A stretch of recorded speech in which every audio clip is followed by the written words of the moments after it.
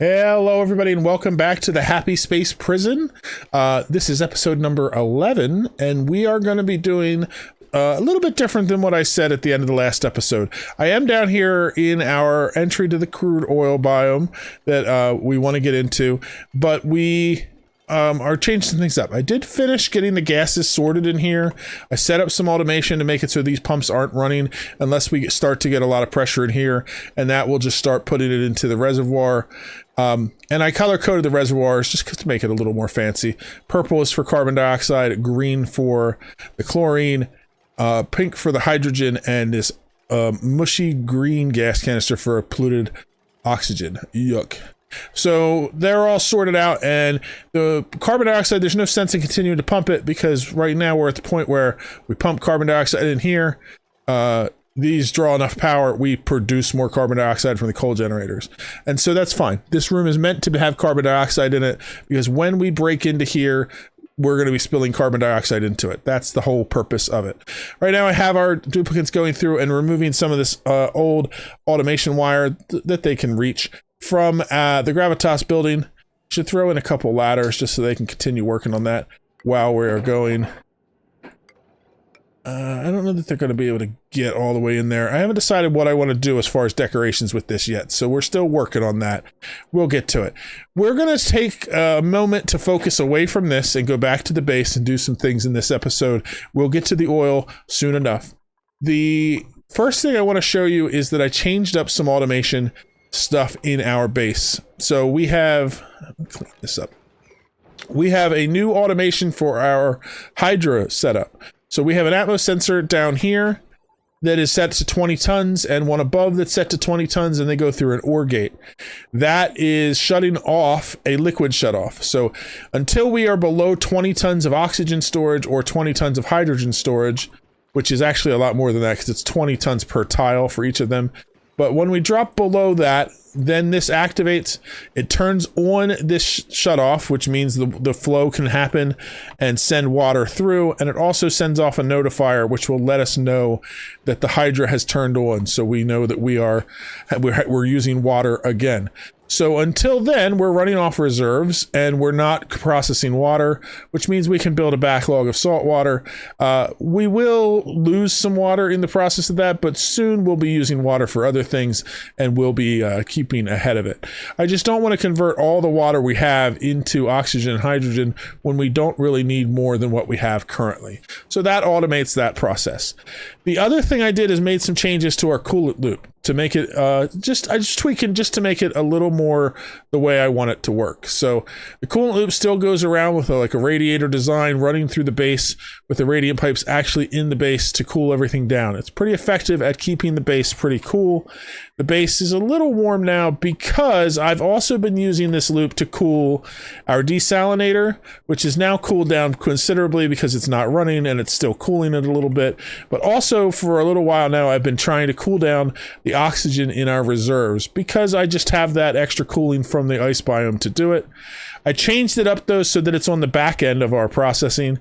So the cool air comes from the ice biome, it goes up and it runs through the base.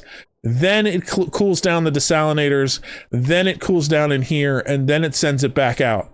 The automation makes it so that if it gets to below the cooling point at this thermosensor, it just packs up coolant into this liquid reservoir and stops cycling through the base, which is exactly what we want. It still, however, continues to cool this and this, because these, I don't care if we keep cooling them down to the point where they're nothing. But for right now, I want to change this up just momentarily for the episode. We're going to turn off this loop that goes into the oxygen. We'll keep it looping so we don't have any issues with it sitting still and picking up too much heat or whatever, but we're cutting it off from our main loop. And that's because we want this to start cooling down more again, because we're going to be dumping some heat into our base. So once this cycles through a couple of cycles through the loop and it's not picking up the heat from over here, it will cool this down considerably and we'll be back to having a nice cool processing going through, because we have 15 degree heat around here. We can pull up, we can dispense a lot of heat into this area still. I also made the loop go all the way to the end. That way we're nice and covered. On to the project for today. When I normally work with crude oil, I go in, I get the oil, I use it as a heat sink to make steel, and then I process it into petroleum, I make plastic, and everything's good. Then we have steel and plastic, which lets us get into active cooling, which really gets us into the mid-game of oxygen not included. What I've never done is use Drecos, and they're very powerful. And they're not that hard to use. They're a little more challenging than hatching or ranching hatches, but they're not much more difficult. Just a little more considerations for them. And so we're going to do that. We have them all over the map. We even have some down here. I don't know if they're still active, but we had some that naturally turned into glossy Drecos. They may have passed on, but either way, we're going to use the Drecos to do a couple of things. If you look at the Drecos, they are an interesting critter. They eat growth on plants, pinch of pepper plant, balm lily, or mealwood. They produce phosphorite, and they also can be sheared to make reed fiber, and they provide meat.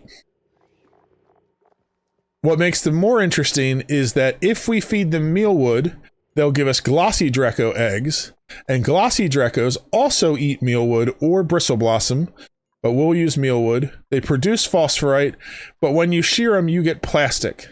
And so if you can set up a farm for the glossy Drecos, you can get free plastic and free reed fiber, which is very, very useful. We want to set it up, the design I'm going to do uses wild planted plants so that we don't have to put in any inputs.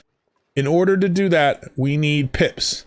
And we also need pips for other things coming up. So that what we're going to focus on today is getting our pips under control in a hatch or in a ranch so that we can keep them forever. And that'll lead us into doing Drecos. I don't know that we're going to get both of those done today. The pips are going to take a little while because there's a lot to it the way I want to get it set up.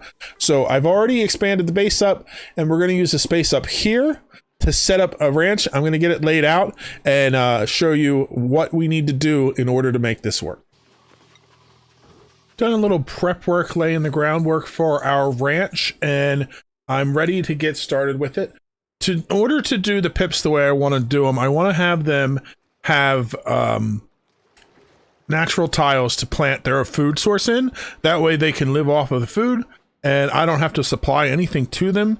They'll just eat the food and provide us with more eggs to keep their population going. Normally, what I would do is use the mechanized airlock trick where you place down a mechanized airlock that's surrounded by tiles, deconstruct it, and then you get a tile that's made out of the metal that you built it with. But as my metals are kind of limited still, and I don't want to tie up 400 of each metal in each of these tiles, I'm going to use another trick. There's another one that I actually like better, but it creates a lot of heat, and that's why I wanted to get our loop back down to cooling the base so that when we're dumping heat here, it's not going to get all the way over here and heat up our crops. And this area we want to be able to cool back down pretty quickly as well because we're going to have plants in it. So what we're using to do this is the glass forge. And the glass forge makes really hot glass, and it actually, I need it a little bit farther. 1 second. It just basically makes it so that we can have glass very easily in a pipe that we can use for this situation. So I need a liquid valve here as well, which I forgot. Let's put that right here, and we'll disconnect this wire. So the glass forge is going to make us glass. We're going to have a liquid valve to control the flow rate of that glass. I have a loop down here where it comes down, goes across all these spaces, and then it comes back up to a liquid bridge here. So the goal is that we want to put a tile in each of these spots where these radiant pipes are, and we want to keep the pipe inside that tile. The most effective way I found to do this using glass is to send out glass that is in 1 kilogram blobs. I could take the glass gets made in 25 kilograms at a time batches, and I could take that and do 2 kilograms per tile and still have enough to cover all 12 of the spots. But when you have glass that is more than 1 kilogram in a pipe and it hits a radiant pipe, the temperature outside causes it to cool rapidly and then it breaks. It turns into a solid piece and it cracks the pipe. We don't want that. So we're setting this to 1 kilogram per second, and then we're going to send a batch of sand to be processed, and we'll have glass coming out. And then we'll get that glass to come through the pipe, land where we need it to. We'll get it all set up so that we can convert it into tiles, and then we'll have a plumber come along to do the work for us. I think I already set up Amari to be a plumber. Oh, no, I didn't. I just planned him out to be one. So now he is going to be a plumber as well as a rancher. So he'll be able to get up here very quickly and take care of our plumbing needs. Let's make sure his priorities are set up so that he's able to do that. Plumbing would go under... I think it's tidying, maybe?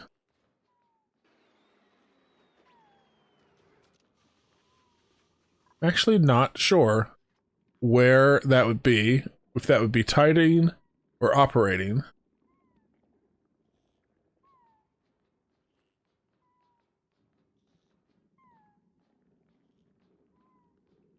You know, I'm just going to leave it off. I think it'll be fine. He'll get up there real fine. We'll just make the task a high priority. So we need power connected to our glass forge, and then we can send out our first batch of glass, and hopefully it'll work on the first try. I haven't done this in a while, so we will find out.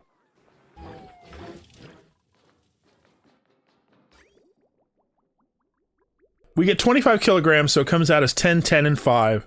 The valve here is spaced specifically to get those little blips of glass to be smaller. If they're 1/10 of the size of the pipe, so in this case 1 kilogram, doesn't matter what their temperature is, they won't crack under any of the temperature situations. So we can easily let this flow across, and we're going to get to the point where we have a little section of glass in every pipe along this line, all the way to the end and wrapping back up around.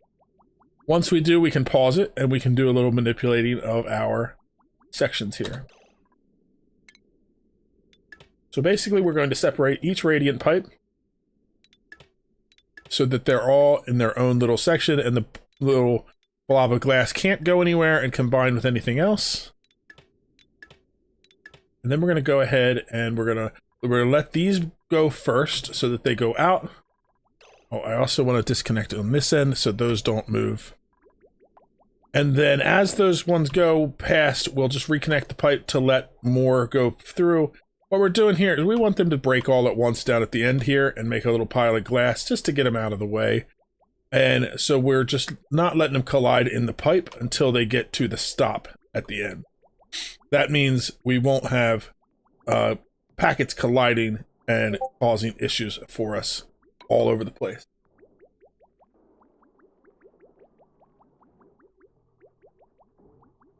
So we have just these last two that are in here. We connect it up there.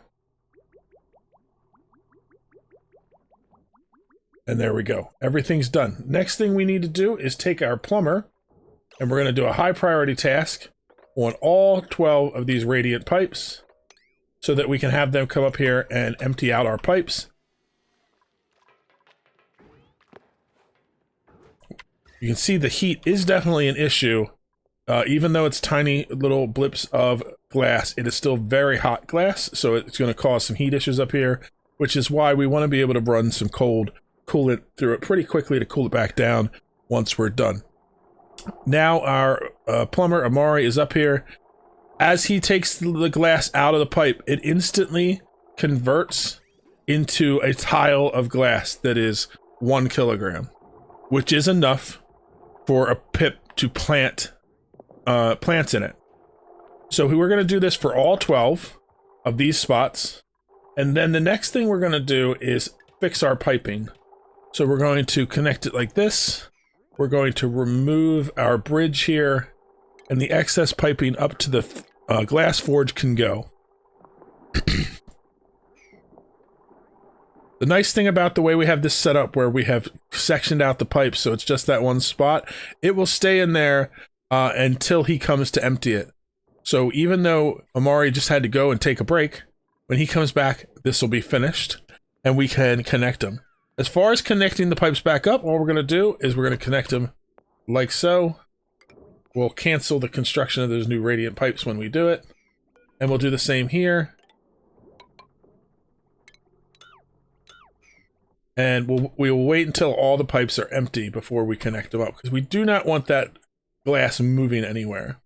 The idea here is that when we're done, we'll have a pipe that we can run coolant through, and it'll actually go right through the tile where the plant's going to be planted. We can actually cool it down to what temperature we want so the plants can continue to grow.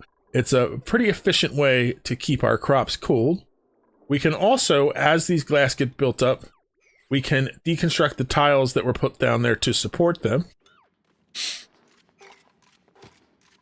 And then we can start turning this into a ranch. Let's do that while we wait for Amari. We're going to go to food. We want to have a critter drop-off in here. We need a station with a grooming station, because we are going to groom them and tame them. And then we're also going to need to do some shipping in here. So this is the same principle that we've used with other farms, where we're going to want to get the eggs out quickly. So this one we'll leave here. The important one about the one over here is we want to make sure that this one and this one are close enough together that we can ship the eggs through the same conveyor, because I just want to use 2 of them instead of 3. So we'll do it there, and then we'll put in the conveyor loader. We'll put one down here at the end that this one can reach, and for these 2, we'll put it right here. It's important it's not above one of the natural tiles, because that's where we're going to have thimbleweed growing, and this will block it. And then we'll connect all this up to power. Let's keep it running through. I like to keep my wires kind of hidden. Okay, now we have all the pipes, or all the tiles are done. We can connect these up again, just like so. And remembering to cancel those so we don't change the pipes over to radiant. We just want to have radiant where we need them. And then, oh, we have a little blip of glass right there. I guess that one was not enough to cool down anything. I'm gonna have it go this way.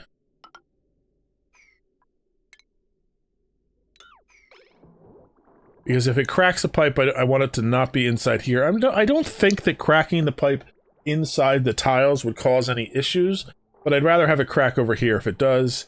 That way we can fix it. So it should, when it's in that radiant pipe, it should cool down to the point where that is going to turn into a glass block. Or a glass debris. Might not. I might have to... That's interesting. Okay, let's handle this a little differently. Get our plumber out here to clean it up, and then we'll just dig it out. I just don't want that colliding with our coolant, causing any issues down the road. I guess it's because when they collided, there was only one left, and it wasn't enough to create a 2 kilogram blob. Just a random chance of that happening. So we'll just make a tile there.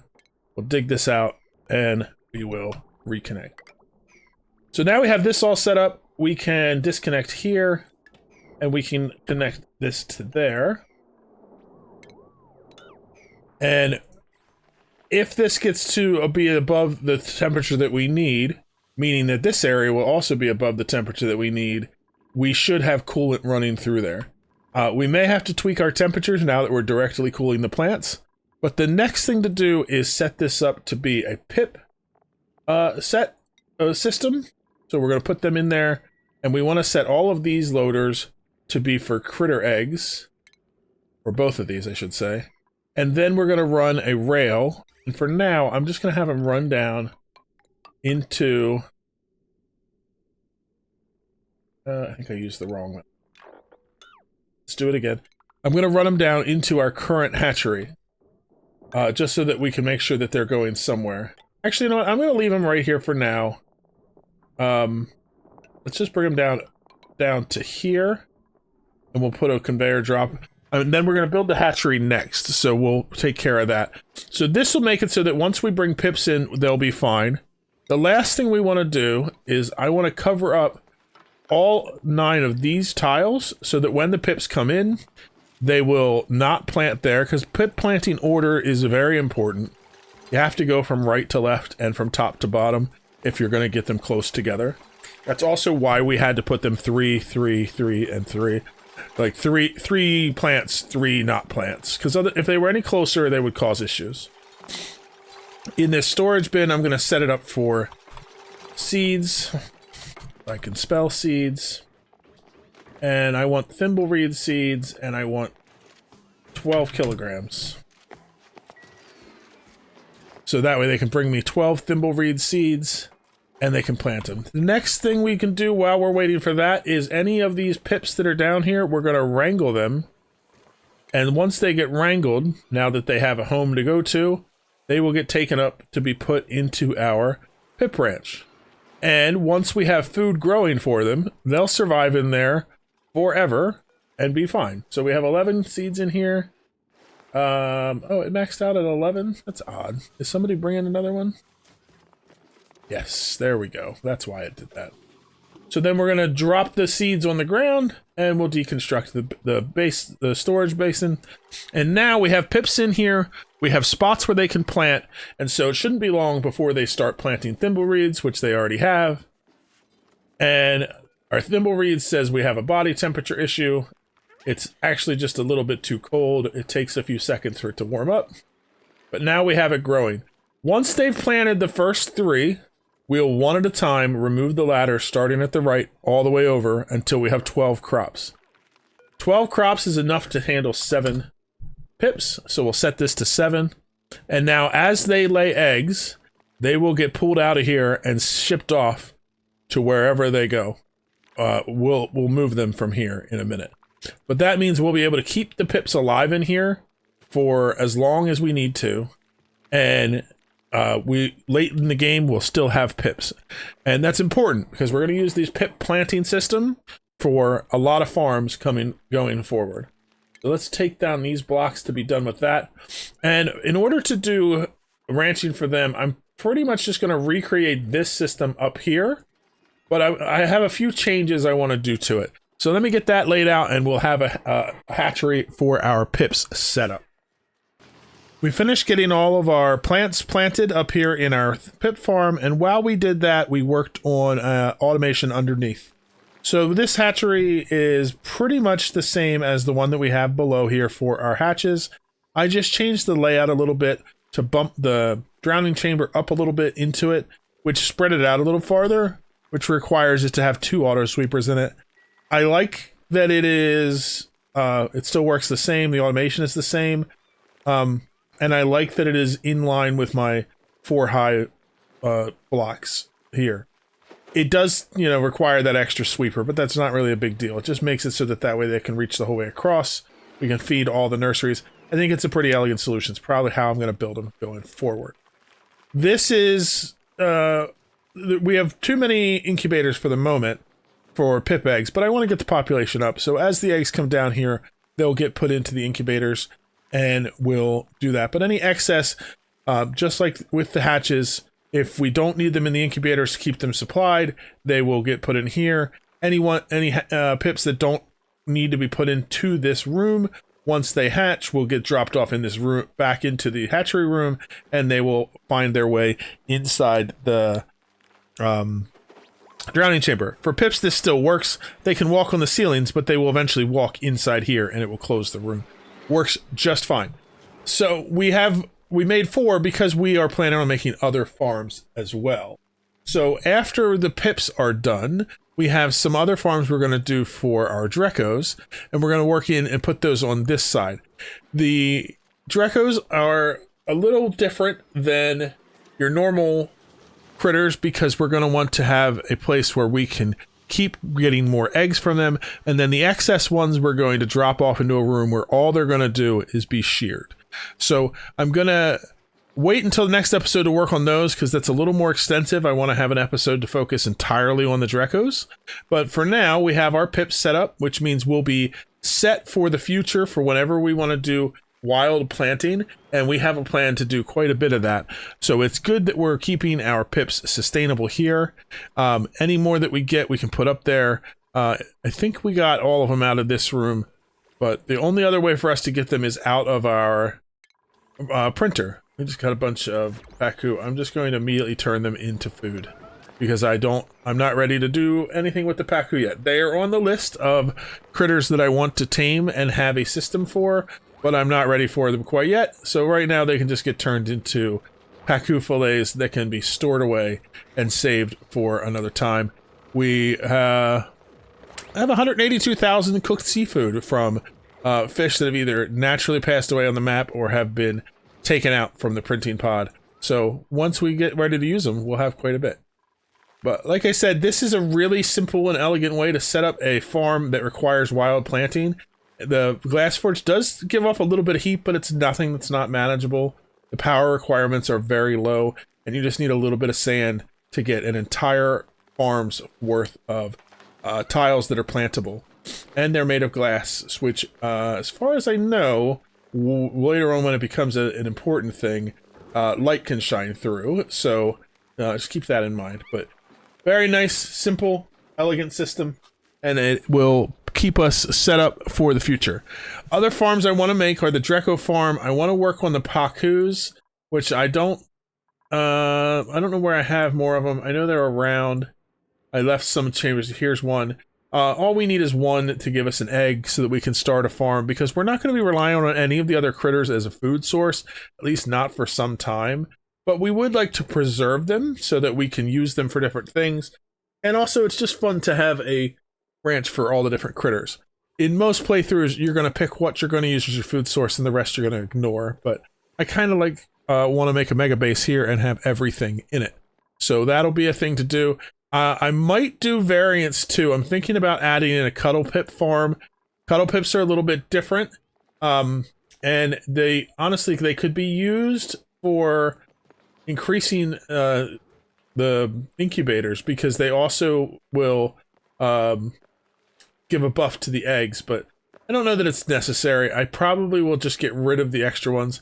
Oh, I also have a shovel in here that I got from the printing pod a while back, and we'll set up a farm to control them. I haven't really been using them because they are a really OP food source, and I don't know how I feel about the fact that it came out of the printing pod before I actually managed to find some.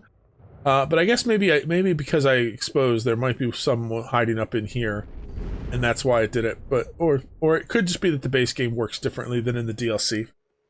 I just don't. If anybody knows the rules on that, please leave me a comment so I can check into that. But that's all we're going to do for today. We got our pips set up, which is not a bad thing. These 12 thimble reeds will keep them fed. We'll keep a population of pips all the way to the end of our playthrough, and that's excellent. Also, I reconnected our coolant going into here because I wanted to bring the level of temperature up in our coolant a little bit, because it was getting pretty low.